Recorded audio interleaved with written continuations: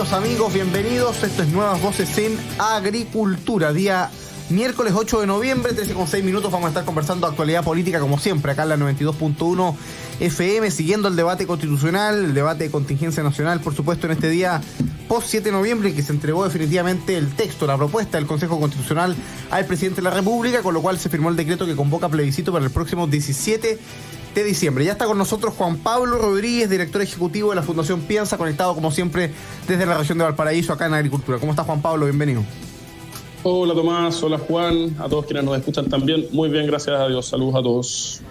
Juan Lagos, de la Fundación para el Progreso, ¿cómo estamos? ¿Qué tal, Tomás? Muy buenas tardes. Estamos esperando el ingreso, viene llegando el profesor Luis Alejandro Silva, consejero constitucional del Partido Republicano, que va a estar conversando con nosotros acá en Nuevas Voces de Agricultura en este día miércoles.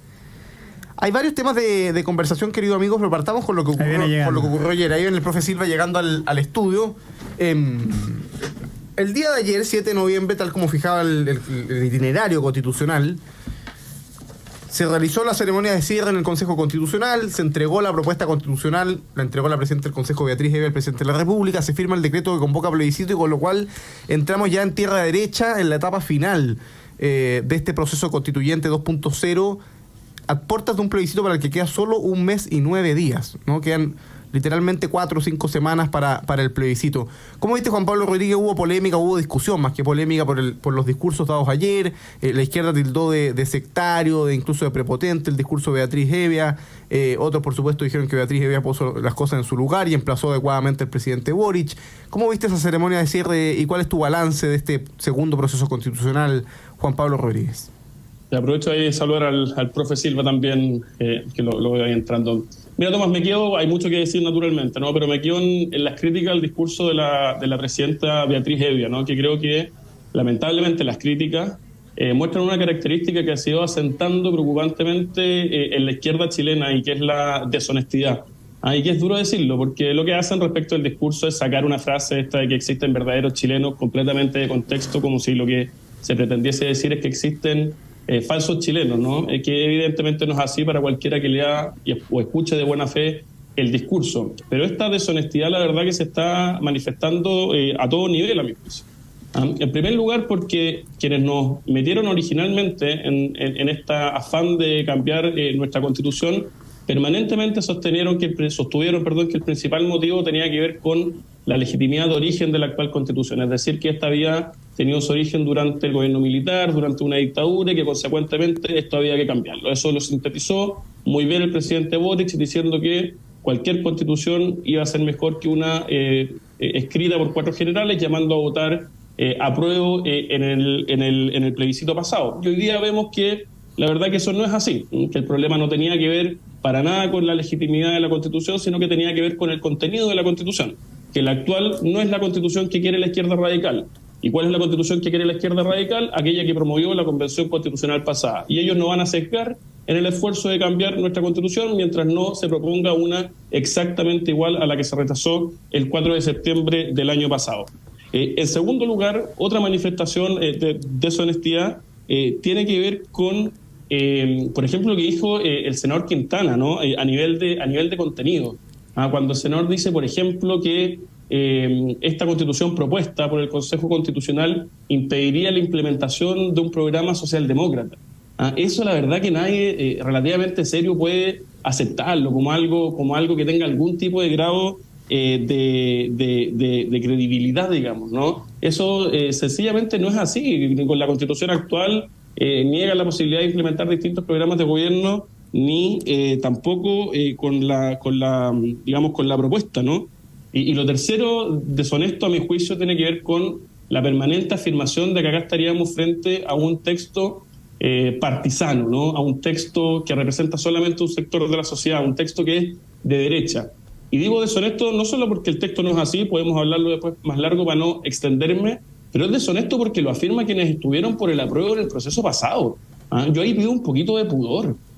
¿Cómo alguien que estuvo por el apruebo del texto de la Convención Constitucional pasada, que dividía a Chile en 13 naciones, que consagraba efectivamente normas programáticas, que era evidentemente un texto de izquierda, que la derecha no fue capaz de pasar ninguna norma, profesores de derecho, constitucionalistas de la democracia cristiana, toda la exconcertación, que hoy día vengan a decir en coro que porque estamos frente a un supuesto texto programático que no es así, ellos van a estar en contra, meses después de haber estado a favor del texto pasado. La verdad, creo yo, lamentablemente, en muchas dimensiones se está demostrando una deshonestidad en el debate desde el mundo que hoy día está llevando a votar rechazo, y eso me parece grave, Tomás. Juan Lagos. Mira, yo quiero partir esta intervención contando una anécdota que me pasó ayer cuando escuché en vivo el discurso de la ya ex presidenta del Consejo Constitucional, Beatriz Hevia. Lo encontré realmente notable, y ya después en la tarde empezaron a surgir en los grupos de WhatsApp cosas que salieron en las noticias, la tercera PM. ¿Por qué? Porque un grupo de personeros, vaya a saber de dónde eran los personeros de qué, consideraba sectario, divisor el discurso de Beatriz Hevia. Y ahí un amigo pone autogolazo. Como yo creo que leyó el titular y se impactó, y dijo, ¡oye, mira el autogol! Y yo creo que en realidad toda esta polémica es una reacción de parte del gobierno de un muy buen discurso de la expresidenta del Consejo Constitucional, Beatriz Hevia, que hizo una cosa muy notable y muy necesaria. Estableció una cosa frente a la cual no han pasado 20 años, sino que han pasado apenas meses, que es el hecho de que el año pasado el presidente Gabriel Boric era el jefe de campaña prácticamente de una propuesta constitucional absolutamente distinta a la que se nos está presentando actualmente. Entonces yo creo que ese punto que pone Beatriz Hevia en la discusión es absolutamente necesario. ¿Por qué? Porque con eso también nosotros podemos entender por qué hay muchos personeros de gobierno, por qué hay muchos constitucionalistas de izquierda que están en contra de este nuevo texto. Y la razón es muy simple, porque no se parece en nada al texto del año pasado. Y yo creo que ese es un punto muy necesario, muy notable, y yo destaco el discurso de la expresidenta Beatriz Hevia. ¿Por qué? Porque establece esa distinción. Y esa distinción yo creo que es muy interesante para comprender el por qué no le gusta a Verónica Undurraga este texto, por qué no le gusta a Flavio Quesada este texto, por qué no le gusta a ninguno de los expertos del oficialismo, que todos hicieron campaña activamente, firmaron cartas por el proceso, por el mamarracho rechazado el año pasado. ¿Por qué no le gusta a Michelle Bachelet? ¿Por qué no le gusta a Gabriel Boric? Yo creo que es un buen ejercicio, y creo que la polémica obviamente está hecha con la más absoluta mala fe. ¿Por qué? Porque se toman de un texto que la misma Beatriz Hevia cita de un diario pasado. Entonces yo creo que esa reacción, esa mala interpretación hecha con mala fe, demuestra una reacción a un acierto que hizo Beatriz Hevia. Y era obvio que comunicacionalmente el gobierno no se podía quedar de brazos cruzados. Luis Silva. En el discurso aprovecho de saludarlos, Fernando Tomás, bienvenido, Juan Pablo, y a toda la audiencia de Nuevas Voces. En el discurso de Beatriz Hevia hubo dos paralelos. Uno con la aprobación de la Constitución de 1833, que ella aprovechó de recordar, y aquí lo hacemos también, que es la Constitución de más larga vida en nuestra historia constitucional, del 33 al 25, y uno podría, si quiere, decir hasta el 76 o el 80, porque la del 25 se presenta como una reforma de la del 33. Ella establece un paralelo con la historia, ¿no? Con nuestra historia constitucional, queriendo señalar que estamos en un momento histórico, ¿no? Y obviamente que eso le pone adrenalina al plebiscito del 17 de diciembre. Y después un paralelo, este es el segundo paralelo, con el proceso anterior. Y ahí hay algo que yo creo que es valioso, que es que las formas importan a la hora de decidir el voto. Es decir, ya no es ociosa ni odiosa la comparación en las formas, además hecha como lo hizo, pues lo hizo con equilibrio, lo hizo con mesura, lo hizo con elegancia. No es ociosa ni odiosa la comparación con el proceso anterior, porque entrega información al elector. Es decir, cierto, lo que votamos es un texto, no el cómo se hizo el texto. Pero el cómo se hizo, puesto en contraste con el proceso anterior, le entrega información al elector sobre el texto. Es decir, si en la forma ocurrió esto, Bien, yo puedo sacar ciertas conclusiones respecto del fondo, que después, por supuesto, yo recomendaría corroborarla con un acercamiento al texto.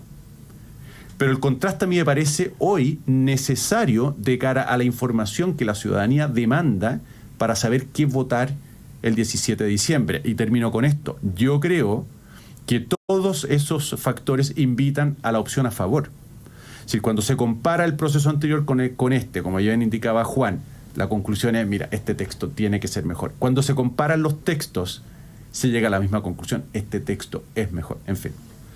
Hay un tema que es interesante. Obviamente los consejeros oficialistas aprovecharon la jornada de cierre para reivindicar su posición en contra, en fin, y para tildar de sectario, de divisorio el discurso de Beatriz Hevia.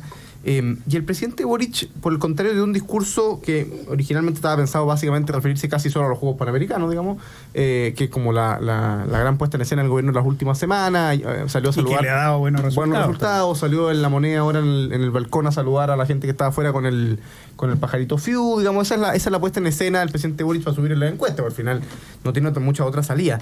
Pero por el contrario, quizá el presidente Boric intentó un discurso un tanto más unificador. Claro, varios medios de prensa han destacado al Gobi porque él dice, si esto se aprueba yo me voy a encargar de implementarlo. Eso no es una obviedad, no es como que hoy mira que generoso el presidente Boric. Claro, es como decir, si yo salgo electo, claro, voy a hacer cumplir la ley.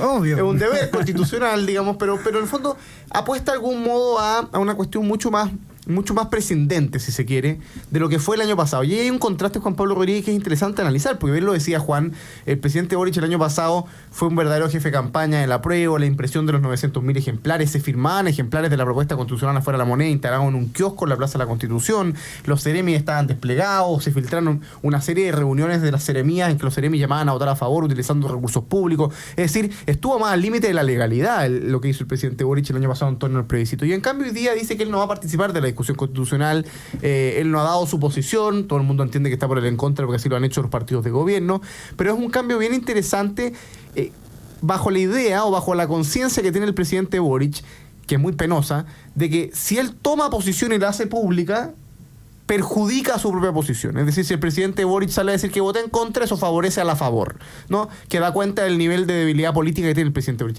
¿Qué te parece, Juan Pablo Rodríguez, este contraste, este cambio de posición del presidente Boric de ser un jefe de campaña y hoy día tratar de pasar de presidente, de colado y dedicarse al pajarito Fiu y no a la discusión constitucional?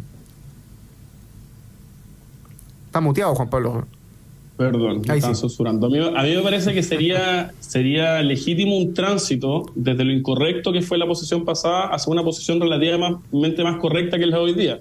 Es decir, pasar de ser el jefe de campaña del apruebo, pasar de la emoción, pasar de, digamos, utilizar recursos públicos para promover su propia opción personal a una cierta neutralidad. Me parece que eso es, por así decirlo, lo que está haciendo ahora algo más correcto que lo pasado.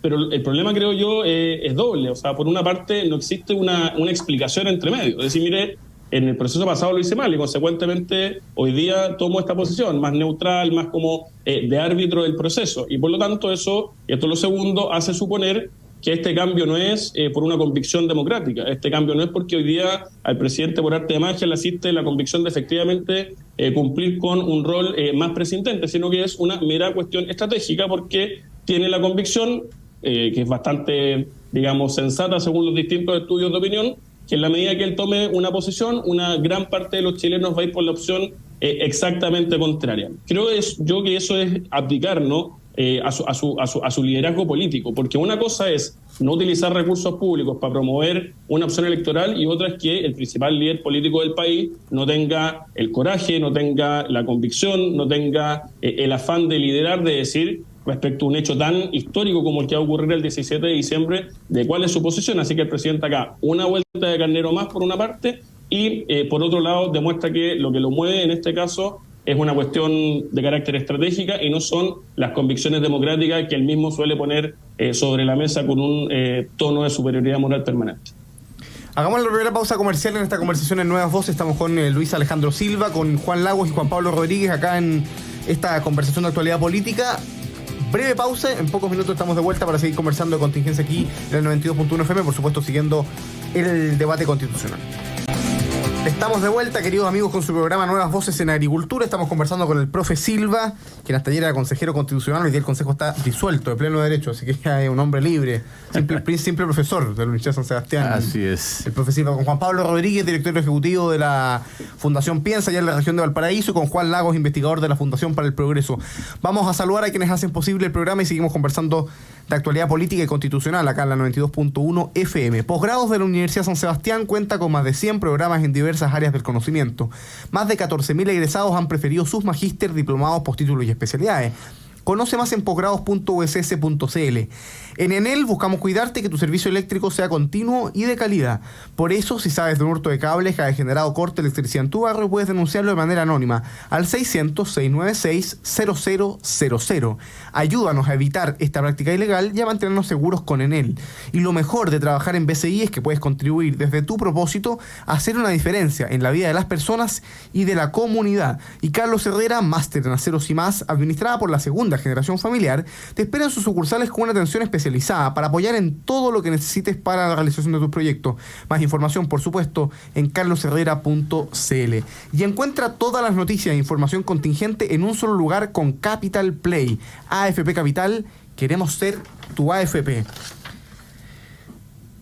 Los partidos políticos han ido tomando posición, han ido definiendo sus posiciones de cara al plebiscito del 17 de diciembre. Por el a favor ya se han definido de manera pública, clara, a través de sus instancias representativas: el Partido Republicano, el Partido de Renovación Nacional, la Unión Demócrata Independiente, Evópoli. Ayer se conocieron los resultados de la consulta interna del Partido de la Gente, quien también se pronunció por el a favor, siguiendo lo que había anunciado algunas horas antes Franco París, el ex candidato presidencial del PDG. Y lo mismo ocurrió con Amarillos y con Demócratas, ambos partidos de centro que estuvieron por el rechazo el año pasado y que hoy día están por el a favor. En la izquierda empieza a ocurrir lo mismo. Los últimos que se pronunciaron a este respecto fue la Democracia Cristiana. La Democracia Cristiana que anunció que estaría por el en contra, ¿no? Lo había dicho antes Alberto Undurraga, el presidente de la ADC. Hemos conocido en los últimos días efectivamente las declaraciones de Ignacio Wogar y otras personas. Todavía está por verse qué iba a decir el presidente Frey, dado que todos los otros expresidentes ya asumieron posición. La presidenta Bachelet, el presidente Lago, obviamente como buenos socialistas, están por el en contra. El presidente Piñera anunció que estaba por el a favor. Y el presidente Frey, que el año pasado fue muy claro y muy categórico en su rechazo a la propuesta de la Convención Constitucional, hizo un video muy claro, todavía está ahí por verse. ¿Qué te parece, Juan Lagos, la definición de la ADC, absolutamente plegada con el PS y con el Frente Amplio, el Partido Comunista? ¿Y qué esperar de la definición que pueda tomar el presidente Frey? ¿Importa algo que los expresidentes influye, mueve algo la aguja, o un tema meramente simbólico, de respeto institucional, etcétera? Yo creo que las declaraciones del expresidente Frey son sumamente importantes. ¿Por qué? Porque yo creo que él ha sido por lejos el mejor expresidente que nosotros hemos tenido por lejos. Es decir, yo creo que ha sido el que de verdad ha demostrado un sentido como estadista, muy preocupado del Estado, sin caer en cálculos electorales en futuras elecciones presidenciales, cosa que yo creo que han caído todos los otros expresidentes sin ninguna distinción, con lo paradójico de que Eduardo Frei incluso se presentó de nuevo a una elección presidencial, pero aún así ha demostrado eso. Yo creo que ha estado a la altura. Estuvo a la altura, por ejemplo, en el plebiscito pasado, cuando él dijo que tenía diferencias insalvables sí, con la propuesta de nueva Constitución. No se quedó callado como Ricardo Lagos. Es decir, yo creo que eso demuestra un sentido republicano mucho más alto y que incluso lo llevó a que intentaran echarlo de la democracia cristiana. Lo pasaron al Tribunal Supremo. Lo pasaron al Tribunal Supremo. Entonces, yo creo que en ese sentido, dentro de la democracia cristiana, que cada día es más intrascendente por culpa de esa izquierdización que ha tenido este partido político, yo creo que no solo es importante, sino que dentro de la democracia cristiana es la única declaración importante, creo yo. Creo que el resto de los líderes de la democracia cristiana absolutamente plegados al gobierno y de ex líderes que en realidad son indistinguibles, ¿no es cierto? Es decir, lo que dijo Ignacio Wogar ayer es realmente indistinguible de lo que puede decir cualquier ex político del Partido Socialista o del Frente Amplio o lo que podría decir un experto del oficialismo. Entonces, en ese sentido, yo creo que la democracia cristiana, que estuvo furibundamente por el a favor, que ahora esté por el en contra no debería sorprenderle a nadie.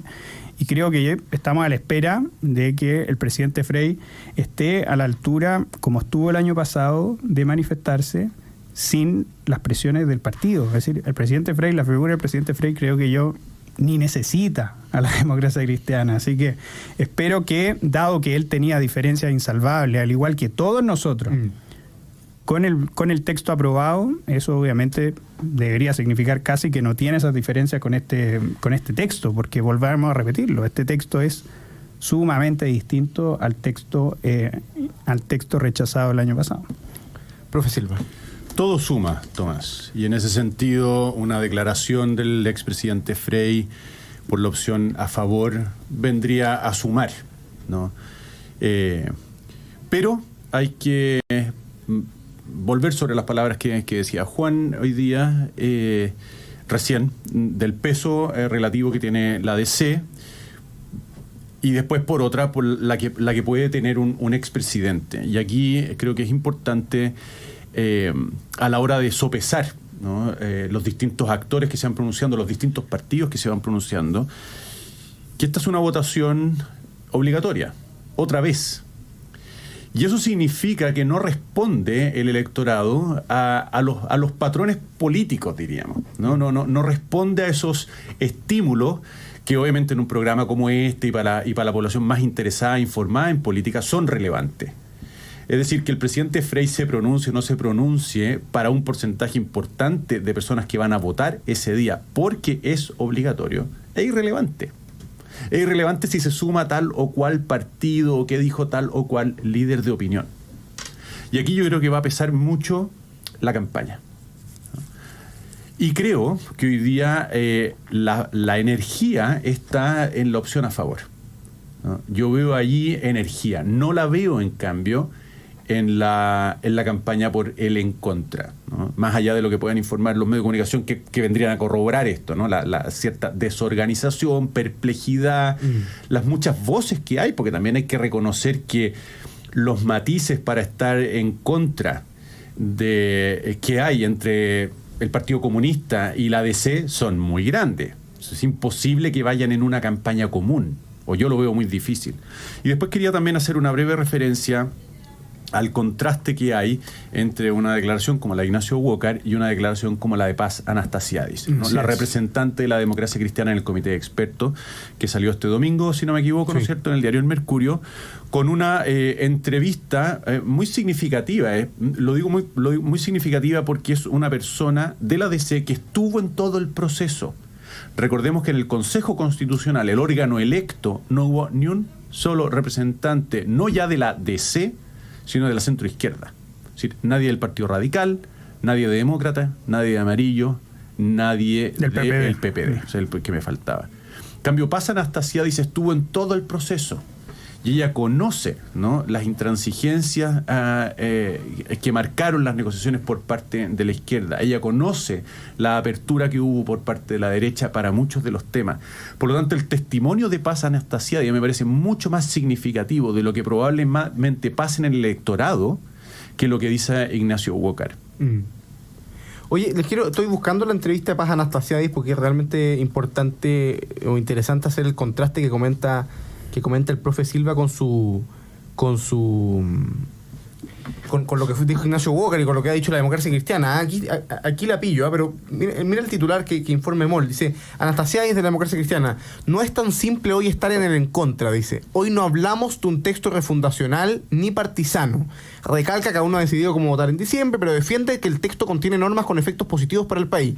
También asegura que una casa común era inviable de alcanzar. Esta es una constitución que cumple con ser escrita en democracia, con un mecanismo que ha sido especialmente deseado por la izquierda, que es una asamblea directamente elegida por la ciudadanía, y contiene normas que generan efectos muy positivos para el país. Pero también comenta y ausencia de transversalidades. Las normas también marcan ciertas sentencias de una mirada económica del país que finalmente no satisface a todos los sectores. Pero dice, la transversalidad nos alcanza, pero no se alcanza por factores que tenemos que entender como parte de un aprendizaje. Hoy no están las condiciones políticas porque es el sistema político el que está fallando y terminamos en esta especie de inmovilismo. Es bastante distinto. De hecho, ya no tiene posición. En buena medida estaba esperando también la posición de la democracia cristiana, que es su propio partido. Pero es interesante como plantea la posibilidad, porque descarta de lleno que no sea que sea un texto refundacional y partisano, es decir, las dos cuestiones que han tratado de instalarse como paralelas al texto de la Convención Constitucional. ¿Cómo ves, Juan Pablo Rodríguez, la posición de la ADC? Yo creo que la democracia cristiana, Tomás, y hago la historia un poquito más larga de la historia reciente, los últimos 4 o 5 años, su posición ha sido la más desconcertante, la más equívoca de todo el espectro político. Porque esto no parte ahora con esta posición por el en contra. Hay que recordar para el 18 de octubre cómo actuó la democracia cristiana y sus principales líderes, que fueron verdaderamente obsecuentes con la violencia, la aprovecharon para sus propios fines y firmaron una declaración infame, su presidente, también con el presidente del Partido Comunista, en orden a, luego de la segunda jornada de mayor violencia, exigirle al presidente de la República una asamblea constituyente o nada, usando básicamente o siendo cómplices de la violencia callejera que se vivía. Luego en el proceso constitucional o en la convención constitucional pasada, estuvieron dispuestos a votar a prueba, ¿no?, contra una propuesta evidentemente contraria al ideario humanista cristiano, una propuesta socializante, una propuesta estatizante, una propuesta divisora de nuestra nación chilena, y ahí estuvieron sin empacho por razones estratégicas, electorales o vaya a saber uno, quizá de vergüenza con su historia, qué sé yo, por el apruebo. Y hoy día, consecuentemente, no nos puede sorprender que vuelvan a plegarse a las posiciones promovidas por el Frente Amplio y el Partido Comunista, y hoy día tenemos a la democracia cristiana cada vez más mimetizada con la izquierda radical, y eso creo yo resulta lamentable para la propia democracia cristiana, pero también para nuestro país, que creo yo requiere de un centro sensato y democrático. En segundo lugar, diría respecto de los presidentes, que es muy importante, creo que la declaración de Frei también es relevante porque él se ha demostrado capacidad de separarse de su tribu, por así decirlo, por lo tanto su posición, creo yo, tiene más valor, pero le doy un peso relativo en general a la voz de los expresidentes. Si fuera porque ellos muevan mucho la aguja, Paula Narváez, candidata de Bachelet, hubiera sido la candidata presidencial de ese mundo, hubiera ganado el apruebo en la Convención Constitucional pasada. Todos decían, en la posición de Bachelet iba a cambiar muchas las cosas, y la verdad que movió la aguja poco y nada. Más allá del ajedrez político, creo yo que el 17 de diciembre esto se va a decidir por los sentimientos, las emociones y la convicción democrática del pueblo chileno. Y ahí los ciudadanos no tienen que perderse y tienen que saber bien qué pregunta es la que están respondiendo. Y la pregunta que están respondiendo es si acaso la propuesta que se les está haciendo es mejor o peor que la Constitución actual. Yo soy un convencido que es decididamente mejor por razones de fondo y por razones, digamos, de la historia reciente que la Constitución actual. Y una segunda pregunta que tiene que ver con cómo o cuál es la mejor manera de ponerle término a este verdadero bucle constitucional que tiene hastiado a los chilenos que requieren de su política preocupación por las urgencias sociales. Y ahí también, creo yo, evidentemente que la opción a favor resguarda de mejor manera el ponerle un término algo más definitivo a este bucle constitucional, porque la izquierda radical no va a cegar en su idea de cambiar la Constitución, porque sí se les va a quitar a ellos el argumento de la famosa legitimidad de origen o legitimidad democrática, y consecuentemente creo que también es mejor para ese afán de ponerle término al bucle constitucional y abordar las urgencias sociales, votar por la opción a favor, además porque mejora el sistema político para poder hacerse cargo de mejor manera, Tomás, de las urgencias sociales. Hagamos la última pausa comercial, querido amigo. Estamos conversando con Juan Lagos, de la Fundación para el Progreso, Juan Pablo Rodríguez, de la Fundación Piensa, Luis Alejandro Silva, ex consejero del Partido Republicano por la región metropolitana. En pocos minutos estamos de vuelta para el último bloque de conversación acá en Nuevas Voces de Agricultura. Estamos de vuelta, queridos amigos, con su programa Nuevas Voces en Agricultura. Estamos con el profe Silva, Luis Alejandro Silva, estamos con Juan Pablo Rodríguez y Juan Lagos acá en la 92.1 FM. Vamos a contestar algunas preguntas, vamos a conversar en torno a algunas preguntas que nos plantean nuestros auditorios. Aquí en una conversación muy intensa que está teniendo por el chat de YouTube, en que hay decenas de personas conversando. Aprovecho de mandarle su saludo a todos los que nos están viendo por las distintas plataformas de agricultura. Nos preguntan si es verdad que este es un proceso inconstitucional, el proceso actual. Nos pregunta Usime Espinosa. Buenas tardes. ¿Es efectivo que este proceso es inconstitucional debido a que no se respetó el artículo 142 de la Constitución? Que es un tema que se repite harto, sobre todo entre la gente escéptica, o más bien que está más cerca del en contra, porque efectivamente acuden a la ilegitimidad del proceso desde su origen, a que este es un proceso inconsulto, negociado ante políticos, y algunos insisten en esta idea que es inconstitucional. Y otro de los temas que se repite harto en los comentarios tiene que ver con lo del Estado Social de Derecho y la subsidiariedad, ¿no? Se ha dicho harto de los sectores, yo diría que están más a la derecha, que van a votar en contra, de que se habría eliminado la subsidiariedad. ¿Cómo responde, profe Silva, a esta pregunta, a la inconstitucionalidad eventual del proceso y al tema del Estado Social de Derecho y la subsidiariedad? Respecto a la inconstitucionalidad del proceso, creo que la mejor manera de contestarlo es señalando lo obvio, que es que la Constitución del 80 sigue vigente. Es Es decir, la Constitución que fue puesta en tela de juicio a lo largo del estallido, luego con el primer proceso constitucional, etcétera, es la Constitución que nos rige hoy y que no ha dejado de regirnos, ¿no? Y el proceso que tenemos se enmarca en precisamente las reglas que esa Constitución nos ha dado, ¿no? Hubo una reforma constitucional, puede no gustarte, ¿no? Puede no gustarte, pero eso no le quita legitimidad constitucional, ¿no? Y por lo tanto, si quieres privarte o eximirte de los efectos, bueno, tienes que recurrir a todos los instrumentos, mecanismos que te da la democracia para que eso no ocurra.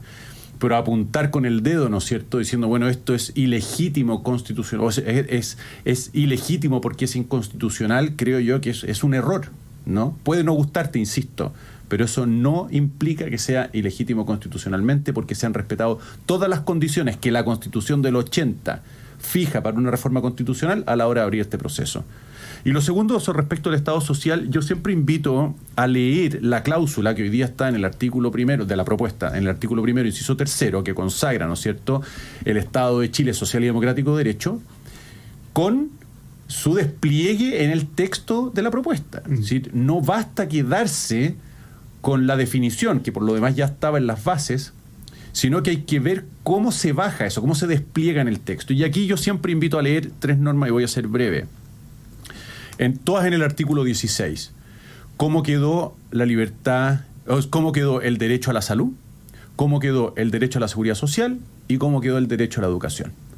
Cualquier persona que tenga aprensiones respecto de lo que el Estado social y democrático pueda significar en 3 áreas tan sensibles como son la salud, la educación y la seguridad social, va a confirmar, cuando lea esas disposiciones, que está mucho mejor garantizada la libertad en el texto de la propuesta que en el texto de la Constitución vigente.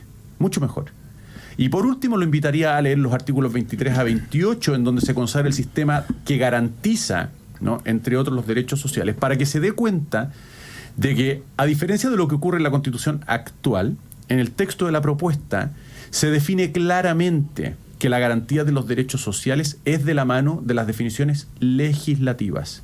Es decir, los jueces van a proteger, bajo la categoría derechos sociales, aquello que el legislador define a través del proceso democrático, que está garantizado como derecho social. Esa no está en el texto actual.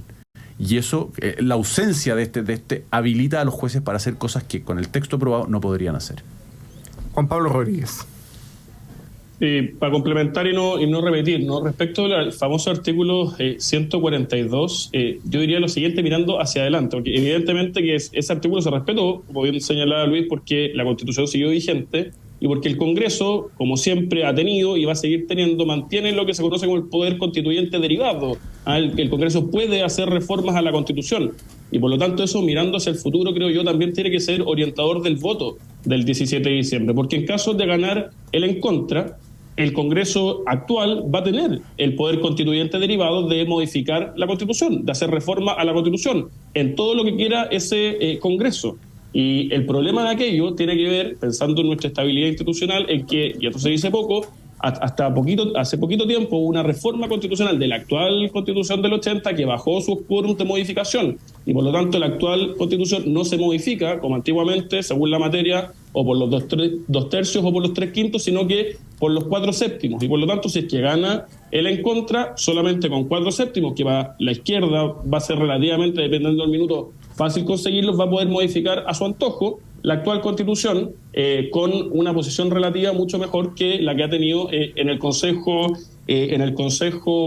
Constitucional. Y respecto de la subsidiariedad y el Estado social, yo creo que hay que despejar fantasmas. Estado social no es socialismo, y mucho menos según la regulación del Estado social que quedaría en esta Constitución, en donde se reconoce la superioridad de la persona respecto del Estado, en donde se reconoce la importancia de las organizaciones intermedias, en donde se reconoce también la de la familia, en donde se establece libertad de elección en materia de provisiones de derechos sociales, en donde se asegura que la provisión de ciertos derechos sociales no va a ser hecha por instituciones públicas o privadas, donde se asegura la responsabilidad fiscal. En definitiva, no hay que quedarse con el título, hay que quedarse con la bajada, y en eso, creo yo, la subsidiariedad puede desplegarse plenamente en la Constitución propuesta, querido Tomás. Juan Lagos.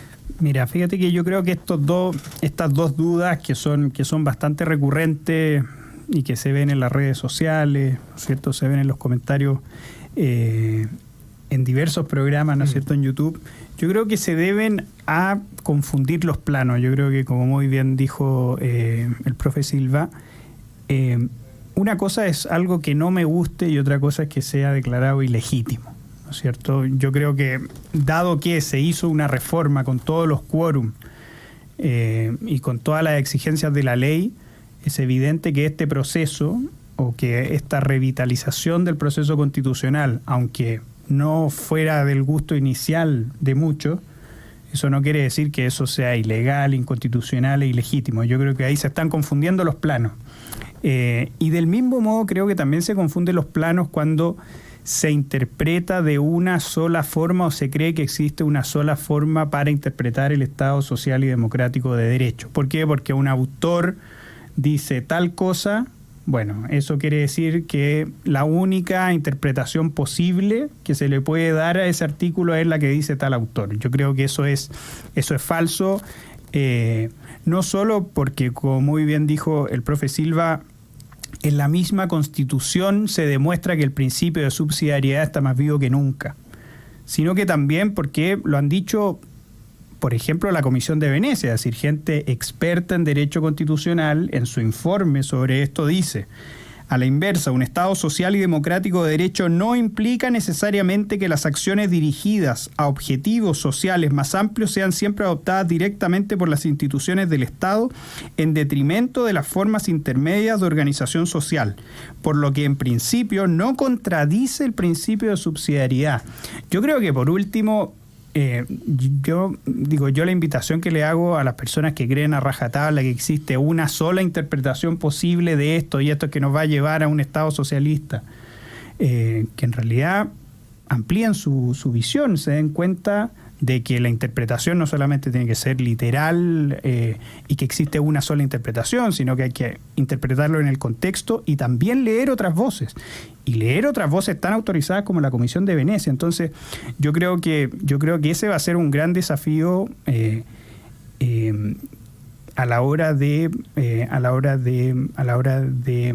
hacer frente, ¿no es cierto?, a estos problemas en la interpretación del texto. Yo creo que es fundamental ampliar la mirada, ir al texto, leerlo completo para en realidad llegar a unas genuinas conclusiones sobre el proyecto de nueva Constitución. Estoy leyendo varios de los comentarios. Lamentablemente se nos está acabando el tiempo de programa, pero hay mucha gente comentando efectivamente, y estos son los temas que nuevamente se repiten, ¿no? Se abrió aquí la discusión en el chat de YouTube, en el canal Agricultura TV, por supuesto el tema del tema del Estado Social de Derecho. La invitación nuevamente a informarse, ¿eh? Porque muchas veces uno se queda con titulares. Hay varios que dicen, no, es que la diferencia está en si dice Estado Social de Derecho o Estado Social de Derechos, como si la S adicional hiciera todo el cambio entre Alemania y Venezuela, poco menos. Mira, lo cierto es que la fórmula que alcanzó la propuesta constitucional es una fórmula bastante sui generis, bien novedosa en Chile, porque lo que hay es Estado Social de Derecho en el artículo primero, hay autonomía de las agrupaciones sociales, que es básicamente lo mismo que hizo hoy día las bases institucionales de la Constitución vigente, libertad de elección en todos los derechos fundamentales, hay quórum calificado y mismas condiciones que los particulares para el Estado empresario, es decir, se mantienen los elementos esenciales de la subsidiariedad a lo largo del texto. Entonces, de nuevo, a leerse el texto en su conjunto, yo he visto harto, lo he dicho a propósito de la crítica que hace la Fundación nuevamente el texto, hay mucho agarrar artículos por separado y venderlos como si eso fuese el precipicio. Las constituciones se tienen que entender en su conjunto y articulando los principios que ahí están contemplados, no sacando cada cosa con un cherry picking, digamos, porque efectivamente así se desvirtúa el sentido del texto. Juan Pablo Rodríguez, Juan Lagos, profe Silva, se nos acaba el tiempo, así que les agradezco mucho su participación acá en Nuevas Voces de Agricultura. Gracias a ustedes, queridos amigos, por su sintonía, por sus comentarios. Ya viene Deporte en Agricultura, así que quédense en la 92.1 FM. Nosotros mañana, como cada jueves, nos reencontramos acá en un nuevo Jueves de Historia con Alejandro San Francisco, como siempre a las 13 horas acá en Nuevas Voces. Que estén bien. Chau, chau.